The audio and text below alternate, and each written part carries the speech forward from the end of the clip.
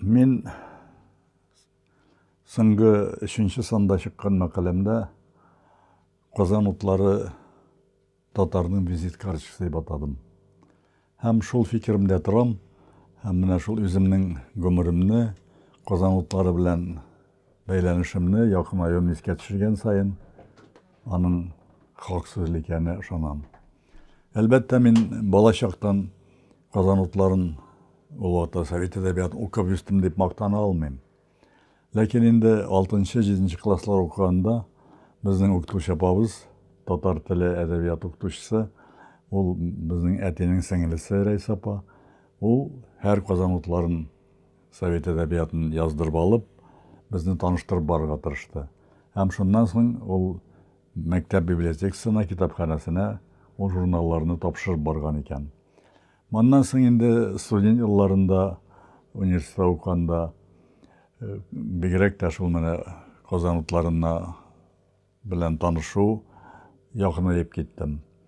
Һәм бигрәк тә Қазан утлары белән чынлап торып якынлашуым, университетны бетереп, берничә ел Казан тел әдәбият тарихи институтында эшләгәннән соң, ул вакытта шулай атала иде, Алабуга пединституына күчергәннән соң башланды. Һәм анда Қазан утларында эшләүче кешеләр, безнең язучылар шактый килә башладылар. Беренче булып Сибат Хаким килде. Ул әлбәттә Қазан утларының гомергә идарә әгъзасы, редколлегия әгъзасы һәм актив катнашучысы иде. Аннан соң үзе белә ул Элдар Юзеевны, Шәвкәт Галиевны, Рөстәм Мингалимны, Фарваз Миннуллинны, соңрак Мөхәммәд Мәдиевләрне алып килә башлады. Һәм аннан соң алар инде анардан башка да килә башладылар, очрашу. Шул вакытта әлбәттә безнең уртада сөйләшү Қазан утларында иде. Ни өчен дисез инде? Чөнки татар халкының менталитетын, аның хылкын, характерын чагылдырган һәм бигрәк тә аның әдәбиятының үсеш дәрәҗәсен күрсәткән, сыйфат дәрәҗәсен күрсәткән әсәрләр Қазан утларында басыла. Һәм Қазан утлары буенча чыннан да безнең татар халкын танып була. Қазан утлары ул татарның бөтен тормышын һәм әдәби күзлектән карап бәяләүче журнал. Иң беренче мақалам Сибат Хаким иҗаты турында басылып чыкты. Шуннан соң әлбәттә тәнкыйди мәкаләләрем барлык шагыйрьләребез турында диярлек язып басыла башлады. Һәм әлбәттә мине шул ул вакытта Алабугада эшләгәндә үк ничектер шунда үзләренә якынайттылар. Алдан шул мине идарәгә киттеләр, аннан соң Қазан утларының редколлегия әгъзасы булып киттем. Шул вакытта инде чынлап торып аралашу башланды. Менә мин үзем мәкаләмдә шул бер фикерне уздырырга тырышкан идем, аны тагын кабатлыйм. Менә без үзебезнең беренче мөхәррирләрне, анда эшләгән кешеләрне хәтерләргә һәм һәр кайчан хөрмәтләргә тиешбез. Мәсәлән, мин бик нык хупладым РКИ Зәйдулла җитәкчелегендә Зәки Нуриның туган авылына Чүпрәлегә кайтып, аның 100 еллыгын уздырдылар. Ни өчен? Беренчедән ул шул үзенчәлекле шагыйрь, һәр вакытта елмаю белән, көлү белән тормышны үзенчәрәк сурәтләүче, аңлаучы шагыйрь. Икенчедән ул Қазан утларын гамәлгә куйган иң беренче мөхәррирләрнең берсе иде, һәм әйбәт мөхәррирләрнең берсе иде. Аннан соң аны алыштырган Гариф Ахунов, аннан соң минем замандашларым килде, анда инде редактор булып, мөхәррир булып Ринат Харис, Равил Файзуллин. Алар чыннан да үзләре дә шул дөнья шигърият дәрәҗәсендәге шагыйрьләр һәм бик әйбәт эшләделәр. Икесе дә шул Қазан утларында мөхәррирлектә кайсы яктан әйбәт эшләделәр. Алар эшләгәндә менә шул бигрәк тә шигърият өлкәсендә үзләре шагыйрь булгач, бернинди теге рифмасы килмәгән, иҗек саннары буталган, хәрефләр буталган шигырьләр анда үтеп кермәде.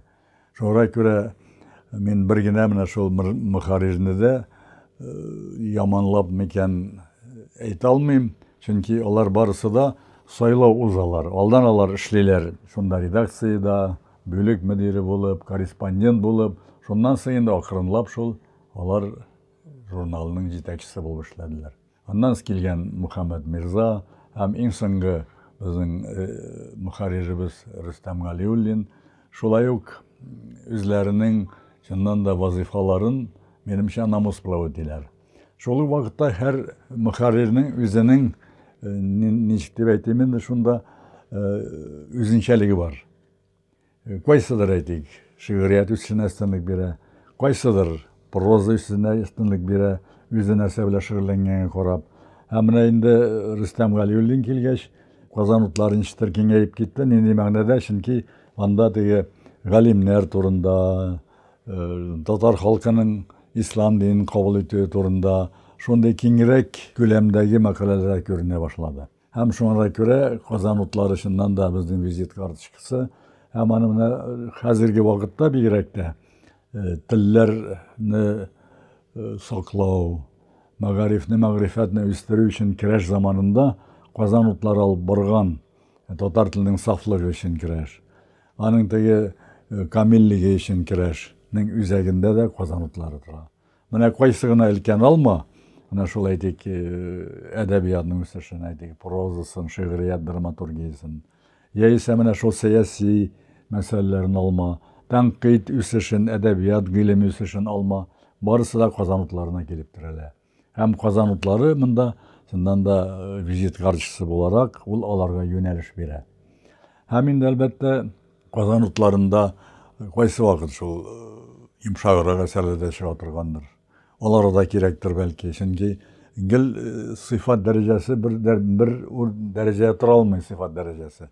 Гел әйтик, теләсә кайсы язучы даһи әйберләрне язып яши алмый. Аны ул теләсә кайсы шагыйрь, прозаик әсәр иҗатында йомшаграк әсәрләрне табып була. Шуңа күрә Казан утлары беркадәр минемчә шул менә мактау белән бер рәттән тәнкыйди рухны да күтәрергә тиеш дип уйлыйм мин. Аннан килеп менә җәмәгать шул нәрсә бар. Казан утларына безнең әлбәттә дәгъвабыз зур. Дәгъва нинди мәгънәдә? Чөнки барыбыз да әсәребезне шуннан күтәреп барабыз. Аларны бәяләргә тиеш.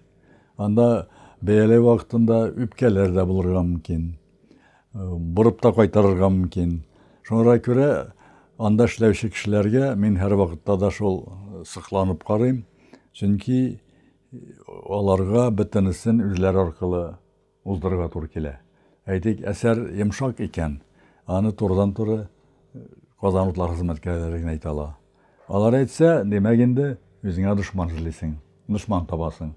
Менә шуңа күрә мин менә шул мөмкинлек бардан файдаланып, Казан утларының анда эшләүче кешеләрнең, хезмәткәрләрнең барысына да шул изге теләкләремне, беренчедән шул үҗәтлекләрен киметмәсеннәр, сыйфат дәрәҗәсен төшермәсеннәр, һәм һәр вакытта да шул менә төрле катлам язучылары белән эшли белсеннәр. Бигрәк тә яшьләр белән. Инде соңгы сүзем шул, җәмәгать чыннан да безнең Казан утлары бәйрәме, ул татар халкының бәйрәме. Чөнки татар халкы әдәбиятыннан, теленнән, сәнгатеннән башка яши алмый һәм яшәргә тиеш тә түгел. Шуңа күрә менә бу бәйрәмне бөтен татар халкының олуг бәйрәм итеп уздырырга насыйп булсын иде.